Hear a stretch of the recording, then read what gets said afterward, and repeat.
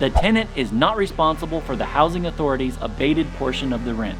Are you kidding me? I used to think Section 8 was sort of like the ultimate real estate hack. So I set out to fill every property with a Section 8 tenant. However, like most things in life that seem too good to be true, Section 8 is no exception. In a recent video, I walked you through 5 reasons why Section 8 housing might not be the best option for you landlords out there. However, I've got more to say. I'm going to walk you through the dark side of Section 8 because I've been renting to Section 8 tenants for at least a decade and I've got stories. And just so you know, this is gonna get ugly. So hit that like button and let's get into it.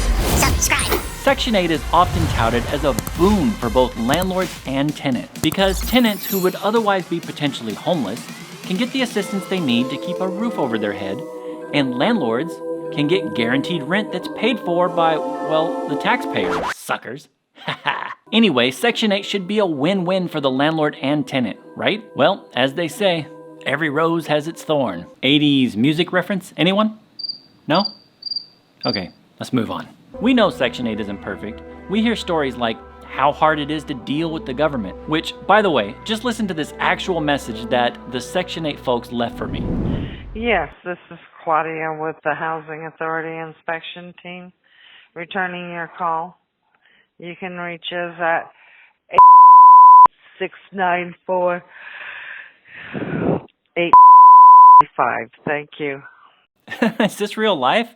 Yeah, she yawned partway through leaving the message. How hard are they working, these people? Seriously though, I do have sympathy for that. But being overworked and understaffed is just the start of what's wrong here. I want to flip the tables a little bit. I want to talk about something from the tenant's perspective that I feel really puts renters in a difficult place. And what I'm going to talk about ultimately also creates a bad situation for landlords. And that is the process of porting. Let me explain. In case you don't know, the federal government gives money to local agencies called the Housing Authority. The Housing Authority usually operates at the county or sometimes the city level, and they must manage this whole thing for their local coverage area. These local housing authorities will then issue housing vouchers to qualified people. A Section 8 tenant needs this voucher in order for the landlord to get paid. However, a voucher is valid for the issuing housing authority's region only. If the voucher holder wishes to move to a different city, then they would have to port their voucher to their destination city. And this is where things get ugly. The process of transferring or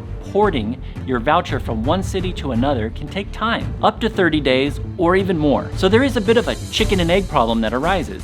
What I mean is, tenants have to decide which comes first, finding a place in the new city or beginning the porting process. And there's no good answer. Check it out. If a tenant tries to look for a place in a new city before starting the porting process, most landlords with a vacancy would not even consider renting to them because landlords usually want to fill a vacancy as soon as possible. Landlords are not willing to wait 30 days or even more for the porting process to complete. Conversely, if the tenant were to take a leap of faith and start the porting process before they have a new place lined up in the new city, they find themselves in another difficult position. Because part of the process is that they would have to notify their existing landlord of their intent to move out. And this is because once the voucher is ported to the new area, it can't be used to pay the existing landlord in the old area. So a proper move out notice is required. But here's the catch. Suppose the tenant takes that leap of faith anyway, but does not find a new home in the new city. Well, they have already agreed to move out of their existing place. So they could end up in a holdover scenario, which is where a tenant stays beyond the termination of their lease. And this could lead to an eviction. What I am saying is the tenant could end up without a home.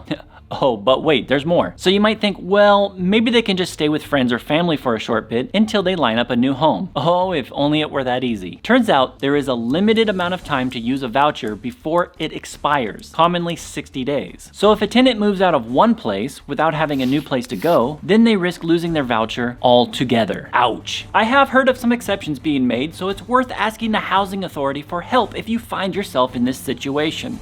But for the most part, tenants who end up stuck in this dilemma find it incredibly stressful. And this is also where it starts to be a problem for landlords as well. You see, because of the dilemma they find themselves in, oftentimes tenants who are applying for a rental and who intend to port will either leave out that little tidbit of information or lie about it altogether. And let me tell you, it's not ideal signing a rental agreement with a new Section 8 tenant only to find out that you have to wait for their porting process to complete. Landlords, this is why you should always ask potential tenants not not just if they have a voucher, but where the voucher is valid. Also be sure to ask how many bedrooms the voucher is valid for, because it will determine how much rent you can charge. But I digress, that's a different topic. All right, let's switch gears a little bit, and we're gonna talk about something else fun that many people aren't aware of regarding Section 8. And that is that your contract term does not mean much with regard to guaranteed payments over time. As a landlord, when you take on a new Section 8 tenant, the housing authority requires you to sign a 1-year lease with your new voucher holding tenant. Now, I don't know about you, but I feel like the point of a 1-year contract is that both sides have some sort of obligation. Typically, the tenant agrees to stay for a year, and the landlord agrees that they won't evict the tenant for a non-violation of the lease. Usually there is something written in the lease where the tenant agrees to pay for the remaining balance should they leave before the end of the term. Like, if you leave in 6 months during a 1-year lease, then the remaining 6 months rent is due on the spot. Well, guess what? With Section 8, if a tenant leaves before the end of your 1-year term, which is a 1-year term that the housing authority forced you to enter into because they wouldn't allow you to do a month-to-month, then you might expect that the housing authority would also pay their portion of the remaining balance of the lease. But they won't. It's just not gonna happen. If you really want to try to collect that payment, your only option will be to go after the tenant themselves, whom you already know has limited financial resources. So, good luck. I should note that Section 8 will not let them break their lease without your permission. Real fast about the forced 1-year lease, I should mention that I was once able to negotiate with the housing authority to allow me to set up an initial 6-month lease. So it's worth trying if that's something that works better for you.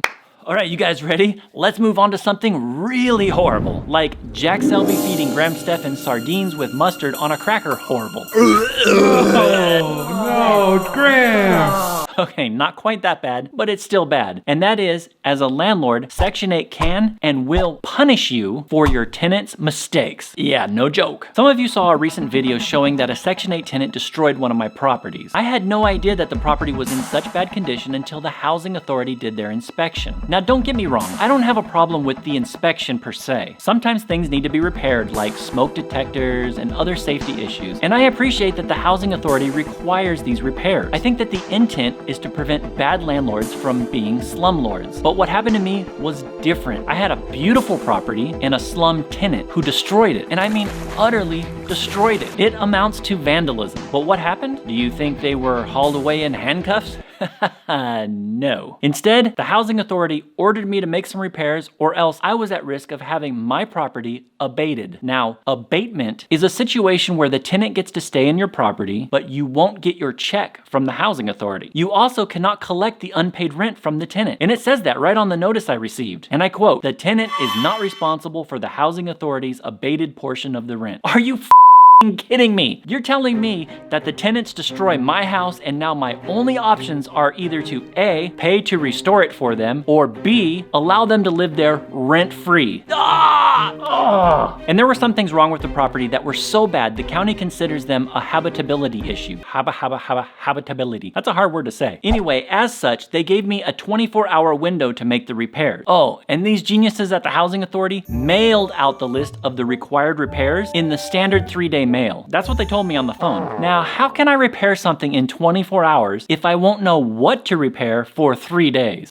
Luckily, I was able to convince them to email me a copy, but that was precious time wasted. And there was a lot of stuff they wanted me to repair. I get the urgent nature of these kinds of repairs, but a 24-hour window for all the things they wanted me to repair was totally unreasonable. This rigid one-size-fits-all approach doesn't make any sense. By the time I found out what repairs exactly were even needed, it was already evening, and I had to get 2 plumbers and 2 contractors over there after hours just to meet the repair deadline the next morning. But I did it. However, there was a whole bunch of less urgent stuff that also needed repaired, some of which I have no idea why I was being required to do so. Cosmetic stuff, like the bathtub being filthy or having too many weeds in the backyard. Listen, I didn't deliver it to the tenants that way. They failed to care for it. That's what happened. So why do I have to fix it? To be clear, obviously I do want to fix my property. I just don't want to fix it for this tenant because they've already proven that they can't take care of things and they're just going to destroy it again. Anyway, regardless of all of that, I did make the repairs, some of which my tenant was actually sabotaging as I was doing it. Water lines that were fixed suddenly sliced, and the housing authority's recommendation was fix it again. It's so frustrating. Hopefully you can see how this was already a nightmare, but listen to what happened next. I ended up making all of the repairs,